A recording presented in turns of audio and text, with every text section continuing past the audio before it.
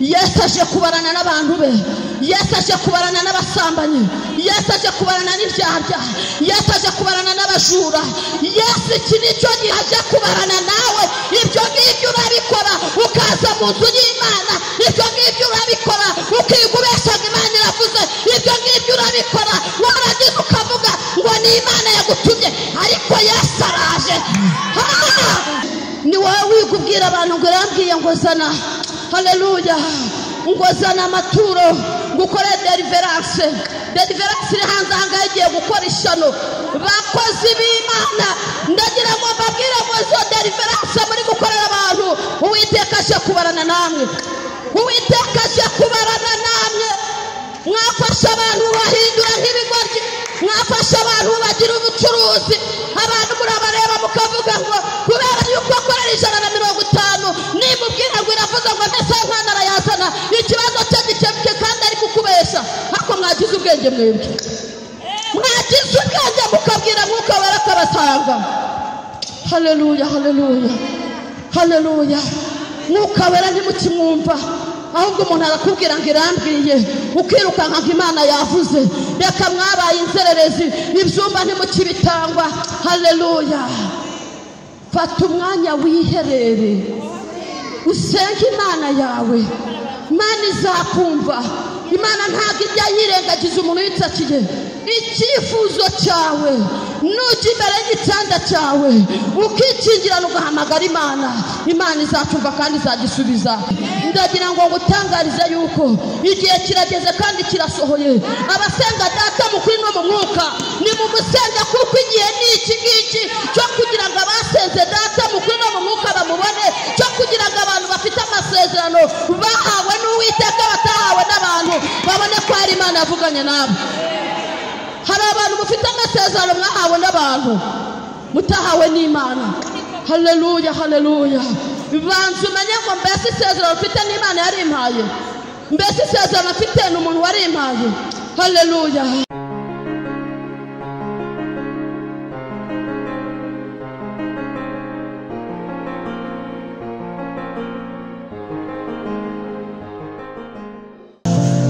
Haleluya. Amasaha yagiye, reka twakira umushumba.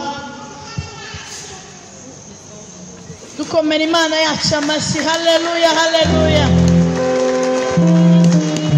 haleluya, haleluya. Abakunda Yesu, haleluya. Uyu mugoroba n'umugoroba w'umugisha, tugiye gusoma ijambo ry'Imana. Twihute mu gitabo cy'Umubwiriza ibice 9, duhere ku murongo waho wa 3. Umubwiriza ibice 9 duhere ku murongo waho wa 3. Haleluya. Twese dufate Bibiliya zacu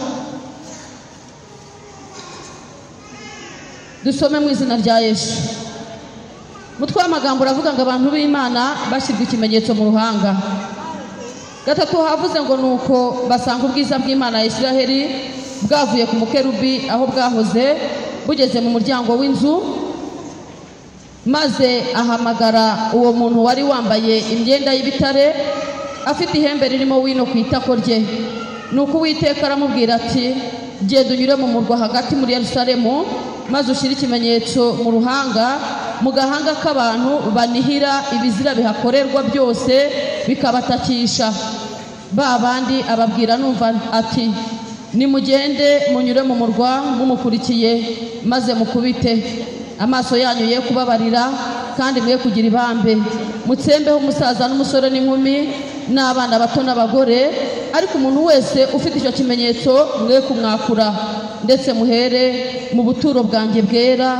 Nuko bahera kuri abo basaza bari imbere y'inzu. Mwakire neza ijambo ry'Imana. Haleluya, haleluya. Mbese ufite ikimenyetso? Haleluya.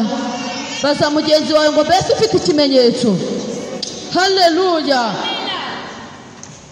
Saba ikimenyetso Uwiteka Imana gishyire mu ruhanga rwawe. Haleluya. Dusomye ijambo ry'Imana bitubwiye ku bantu banihira ibizira bikorerwa mu itorero bikabatakisha. Aba bantu Bibiliya itubwiye yuko bashyizweho ikimenyetso, ariko hari n'abandi. Haleluya, haleluya.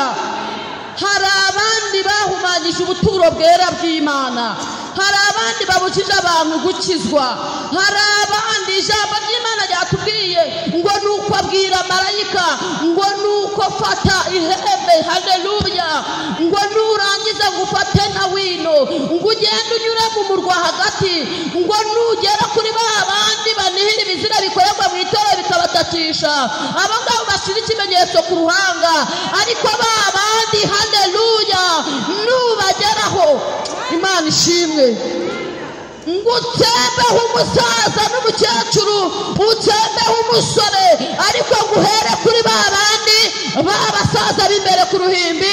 Imana yacu tugirire neza, haleluya. Ndagira ngo mbabwire ngo iki ni igihe Imana ije kunyura ku bantu, iki ni igihe Imana ije kureba, Imana ije kureba niba unihira ibizira bikorerwa mu nzu y'Imana, Imana ije kureba icyo ukora, Imana ije kureba niba atari wowe ubujije abantu gukizwa.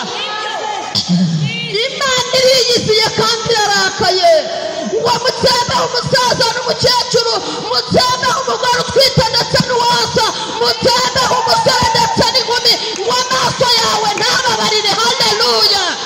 Amaso y'Imana ntabwo azakubabarira. Ijambo ry'Imana ryaravuze ngo ibyo urayikora nka kwihorera, ntukagira ngo mwanjye nawe rwose, ngo ariko nzaguhana, haleluya, ngo mbishyire imbere y'amaso yawe uko bikurikirana. Imana ishimwe, Imana ishimwe, haleluya. Ndagira ngo mvugane nawe waje uyu munsi, hari ibintu byinshi cyane ibikorwa rwihishwa, ukabikora warangiza ukaza mu nzu y'Imana, ukabeshya warangiza ukaza mu rusengero, ukiba warangiza ukaza mu nzu y'Imana, ugasambana warangiza ukaza mu nzu y'Imana, warangije kwiyoberanya. Ariko ndagira ngo nkubwire ngo hari umupaka utazarenga, kandi igihe ntabwo ari icya kera, ni iki ngiki, haleluya. Ngo nuko abwira marayika, ngo aravuga ngo fata wino, haleluya. Arangije aravuga ngo nimuze tunyura mu murwa, arangije aramukurikira, aramubwira ati ngwino tugende, aramubwira ngo urebe, nugera kuri ya miryango, ya yindi irimo abarokore, ya yindi irimo abantu birinze, ya yindi irimo babandi basenga nta buryarya, ya yindi irimo abantu birinze kubeshya, birinze gusambana, birinze kwesikoroka. Erega mu nzu y'Imana dutunzemo abantu b'amoko yose, haleluya. Uko duteranye gutya twese ntabwo ari uko dukijijwe, uko turanga twese ntabwo ari uko turi abarokore. Mu nzu y'Imana haza n'ingeri zose, twebwe ntabwo twabasha kumusubizayo ngo tukubwire ngo genda kubera ko uri umusinzi, ngo tukubwire ngo genda kubera ko uri umusambanyi, ariko ngo abwira marayika ngo ngwino tugende ukurikire. Imana ishimwe, Imana itugirire neza. Ngo nuko barangije baragenda, haleluya. Imana ishimwe. Ngo barangije bagera ku muryango, barangije bahasanga hari umuntu urangije iminsi 3, Rabini Vopaya Shayini, ari gusenga avuga ku karengane abantu b'Imana bari kurengana, ari gusengera ubusambanyi buri mu itorero, ari gusengera ubwesikoro bwateye abakozi b'Imana, ari gusenga abwira Imana ati Mana arengera umurimo wawe, abwira Imana ngo Mana tabara itorero, abwira Imana ngo Mana hembura umurimo wawe, abwira Imana ngo Mana gira icyo ukora, abwira Imana ngo Mana nutabara itorero uzagushima. Ntabwo abana basabye ibirayi, oya, ntabwo abantu basabye umuceri, abo bantu ntabwo ari abasabye kawunga. Imana ishimwe cyane ngo abo bantu ni abasenze banihira ibizira bikorerwa mu itorero, byarangiza bikabatakisha, ndetse bagafata amasengesho bakiyiriza ubusa, bagafata igihe cyo guterera ibisozi, bakabwira Uwiteka ngo rengera umurimo wawe, bakabwira Uwiteka ngo rengera abashumba, haleluya, bakabwira Imana ngo nigire icyo ukora, haleluya, tuzagushima. Ngo nuko marayika arangije aragenda ngo ashyire ikimenyetso ku ruhanga rwa babandi. Nuko arangije ngo arakomeza aragenda aza mu itorero, yareba Sara agasanga ari ikimenyetso, yareba biva muri uyu mwuga agasanga ari ikimenyetso, yagera kwa Debora agasanga nta kimuriho, akavuga ati none ahangaha nimufate inkota mukubite, amaso yanyu ntababarire. Wongera nturebe ko twite, nturebe ko ari umuhanuzi, nturebe ko ari umupasiteri, nturebe ko ari umuvugabutumwa. Amaso yawe, haleluya, ngo amaso yawe ntamubabarire. Imana ishimwe, haleluya, ngo amaso ntababarire. Yesu aje kubarana n'abantu be, Yesu aje kubarana n'abasambanyi, Yesu aje kubarana n'ibyarya, Yesu aje kubarana n'abajura. Yesu iki nicyo gihe aje kubarana nawe. Ibyo ngibyo urabikora ukaza mu nzu y'Imana, ibyo ngibyo urabikora ukiga ubeshaga Imana iravuze, ibyo ngibyo urabikora waragize ukavuga ngo ni Imana yagutumye. Ariko Yesu araje, Yesu araje kandi ntabwo atinze. Yesu naza arahera kuri babandi. Ijambo ryavuze ngo uhere kuri ba basaza b'imbere. Haleluya. Niba uri umusambanyi wicaye muri korari, ndagira ngo ngutangarize ngo Yesu araje. Haleluya, haleluya. Niba uri umuvugabutumwa ukaba ukora ibyo byose, Yesu aje kubarana nawe. Imana ishimwe, Imana ishimwe. Yesu aje kubarana n'abantu. Warasenze ufite amasezerano, Imana yakubwiye ko izakugirira neza, azanyura hehe?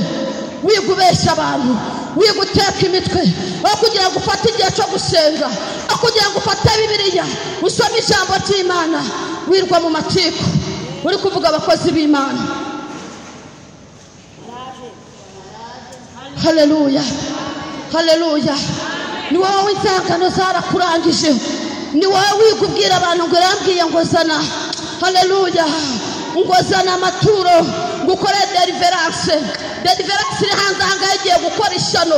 Bakozi b'Imana, ndagira ngo mbabwire ngo zo deliverance muri gukorera abantu, Uwiteka aje kubarana namwe, Uwiteka aje kubarana namwe. Mwafasha abantu bahindura nk'ibigoryi, mwafasha abantu bagira ubucuruzi, abantu murabareba mukavuga ngo kubera yuko akorera 150 nimubwira ngo iravuze ngo mbese Imana arayazana, ikibazo cye gikemuke kandi ari kukubesha. Hako mwagize ubwenge mwebwe, mwagize ubwenge mukabwira nk'uko barakabasanga. Haleluya, haleluya, haleluya. Mukabera ntimukimwumva, ahubwo umuntu arakubwira ngo irambwiye, ukirukanka ngo Imana yavuze. Reka mwabaye inzererezi, ibyumba ntimukibitangwa. Haleluya. Fata umwanya wiherere, usenge Imana yawe, Imana izakumva. Imana ntabwo ijya yirengagiza umuntu yitsakiye. Icyifuzo cyawe nujya imbere y'igitanda cyawe ukikingirana ugahamagara Imana, Imana izacyumva kandi izagisubiza. Nta muntu Imana itajya yumva, ntabwo Imana yumvira abahanuzi gusa, nawe ubwawe uri umuhanuzi w'ubuzima bwawe. Njya nkunda kubabwira ngo nimuhanurire ubuzima bwanyu, njya nkunda kubabwira ngo nimureke dusenge duhandurire ubuzima bwacu. Icyo wiyaturiyeho niba udafite umutima ugucira urubanza, byanze bikuza kizasohora. Nta jambo Imana yakuvuzeho ritazasohora. Wowe ubwawe wiyumve ko uri umuhanuzi, ugenda uzi ko uri umuhanuzi, ugenda uzi ko icumi yakuraho kirakubaho, ugenda uzi neza ko Imana yawe ikumva, ugenda uzi ko Imana ibana nawe. Haleluya, Imana ishimwe. Rabini vopaya shayini. Imana irangije iravuga ngo mugende mutsembeho, ntimugire umuntu mugirira ibambe. Haleluya, ntimugire umuntu mugirira ibambe. Marayika murimbuza araje, marayika murimbuza arakwibasiye, marayika murimbuza arahagurutse, ahagurukanye uburakari bukomeye. Warabimenyereye ugira ngo ni ibisanzwe, ariko ntabwo ari bya bindi usanzwe uzi. Ndagira ngo ngutangarize yuko igihe kirageze kandi kirasohoye. Abasenga Data mu kuri no mu mwuka, ni mu musenga kuko igihe ni iki ngiki cyo kugira ngo abasenze Data mu kuri no mu mwuka bamubone, cyo kugira ngo abantu bafite amasezerano bahawe n'Uwiteka batahawe n'abantu babone ko hari Imana yavuganye nabo. Hari abantu mufite amasezerano mwahawe n'abantu mutahawe n'Imana. Haleluya, haleluya. Banzu umenye ngo mbese isezerano mfite n'Imana yari impaye, mbese isezerano mfite n'umuntu wari impaye. Haleluya. Ngo bareke bagende ikivunge, bareke bagende, ngo nibagera kuri Yorodani hazambuka intwari gusa. Oya, mwagenze ikivunge igihe kinini. Oya, twebwe ntabwo dushaka ubwishi bw'abantu, ntabwo dushaka kubona abantu bageze mu marembo. Nibashaka baba 20 ariko tuzaburikira Kristo. Haleluya. Oya, dushaka kubwiza abantu kuri abantu. Yesu baramumenyeye, bamufashe nka musaza wabo, abantu bamufashe nkaho ari inshuti yabo, akakubwira ngo ngiye kuyikubwirira. Yabanje akayibwira nawe ikibazo afite kigakemuka, yabanje akayibwirira akava mu buzima arimo mbere yo kugira ngo ayikubwirire. Aya mafaranga ari kukwaka abana bawe ntibabuze minerivare. Haleluya. Nyamara uri guhaha ikiro cy'umuceri, arakubwiye ngo zana 50. Hari uwo babwiye ngo nazane teremusi irimo amazi ashushe. Haleluya. Ngo teremusi irimo amazi ashushe ngo ayijyanire n'ibihumbi 50 ngo bamukore deliverance. Ntabwo twahamagariwe ibiciro by'abantu, ntabwo twahamagariwe ngo nimuzane. Umwuka wera nakwemeza uzazana, ariko itegeko nuko ugomba kuzana icya 10 n'amaturo mu rusengero. Ibindi bakubwira ngo zana ibitambo, zana ibitambo. Haleluya. Igitambo Yesu yatanze yamenye amaraso yo kumusaraba. Haleluya. Ariya maraso ni igitambo gikomeye Yesu yatanze. Haleluya. Ubuzuru byaro baragiye barakubeshe ngo zana. Imyaka 2 irashize, 3 irashize ngo zana. Haleluya. Wizengurutseho nyamara ndagira ngo nkubwire ngo kwa Yesu atanga urubyaro, Yesu atanga amafaranga, Yesu atanga akazi. Ibyanze kwemera ku bantu kuri Yesu biremera. Ibidashoboka abana b'abantu ku Mana birashoboka. Haleluya. Nabonye Imana ihanagura amarira abantu bayarize rata. Nabonye Imana ihembura abantu bari baguye umwuma. Nabonye Imana ikiza abantu. Haleluya. Nabonye Imana irwana intambara zikomeye cyane. Haleluya. Haleluya. Hari umuntu w'umuyobozi umwe uherutse kumpamagara, ndamwitaba, turangije turaganira, arambaza ngo ariko ngo ni wowe bambwiye. Haleluya. Nibakubwiye gute? Arambwira ati wowe barakumbwiye. Ni umuyobozi w'akagari n'uyemo na executive w'akagari.